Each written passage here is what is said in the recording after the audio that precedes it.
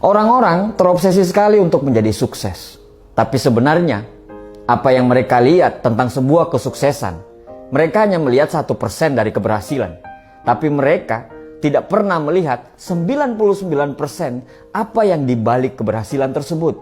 99% adalah kesakitan, penghinaan, air mata, pengorbanan, pukulan kehidupan, kejatuhan, kerugian, dijauhi orang, pengkhianatan, dan banyak sekali hal-hal yang buruk yang terjadi pada mereka sebelum mereka sukses. Orang-orang hanya terobsesi pada impiannya.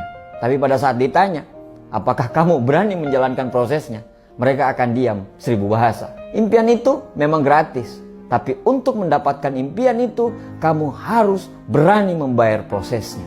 Tidak ada kemenangan tanpa pengorbanan. Tidak ada kesuksesan tanpa sebuah proses yang panjang. Proses itu mahal. Proses yang harus kamu lalui hari per hari, minggu per minggu, bulan per bulan. Bahkan kamu harus melalui proses itu bertahun-tahun.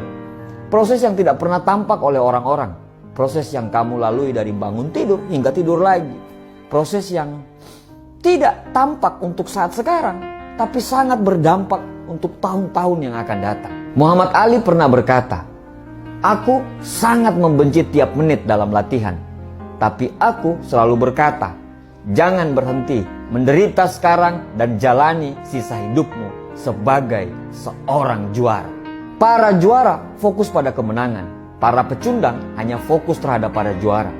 Semakin banyak kita mempergunakan waktu kita untuk berfokus kepada orang lain, akan semakin sedikit waktu kita untuk bisa berfokus kepada diri kita sendiri.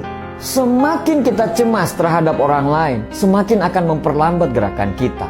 Mencemaskan orang-orang yang akan menggantikan jabatan kita, mencemaskan para kompetitor yang akan menjadi besar dengan bisnisnya, mencemaskan para pesaing yang ikut dalam pertandingan.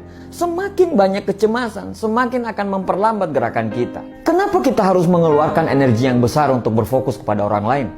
Fokus dengan apa yang mereka dapatkanlah, fokus dengan apa yang mereka gunakan, fokus dengan jalan mana yang akan mereka tempuh, sampai kita lupa pada diri kita.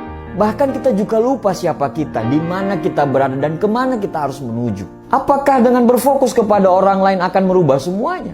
Tidak.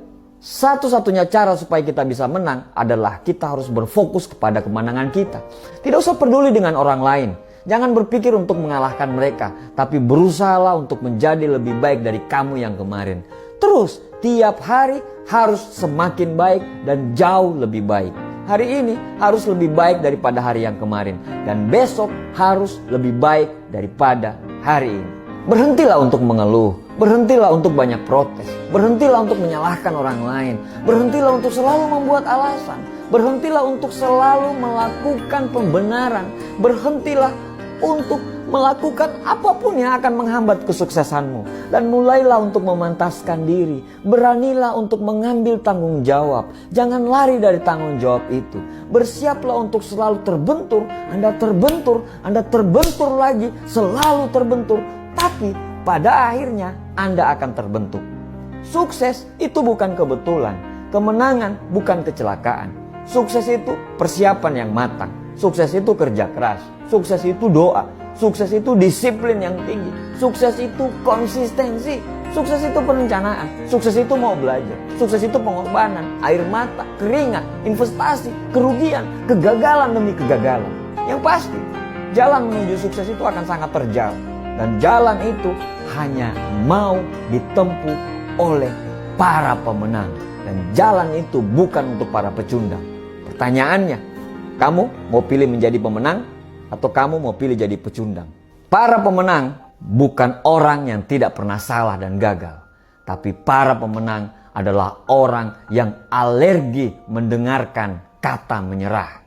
Para pemenang bukan orang yang tidak pernah jatuh, tapi orang yang selalu berdiri pada saat dia jatuh. Semoga Allah selalu bersama dengan perjuangan kita semuanya.